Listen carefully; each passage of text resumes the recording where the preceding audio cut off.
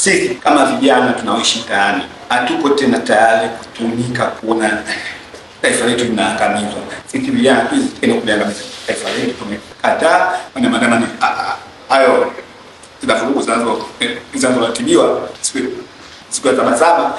Sisi vijana tuna kuangamiza taifa letu. Sisi vijana mtaani ni watu ambao tunatumika sana vibaya. Ni watu ambao tunaongoza sana kutumika vibaya kulingana na maisha tunayoishi.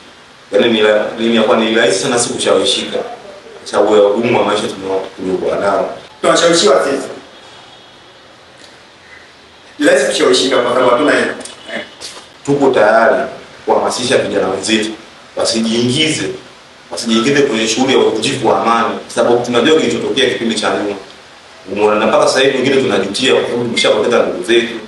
Kwa sababu kile kitu kilichotokea mpaka tunatoka kuna namna hiyo mpaka tuko Tanzania au tuko nchi gani? Baada ya Oktoba tunaona kwa kupoteza tunacho kwa sababu furaha hatuna amani. Njaa siku 4 siku 3.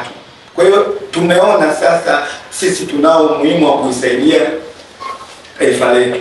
Tusikubali mtu mwingine atoke huko aje tushiriki sisi kuvunja amani ya nchi.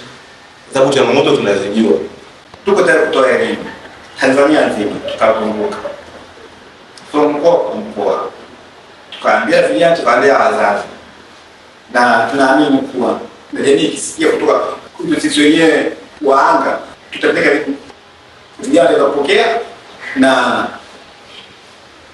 jamii yetu itaamka.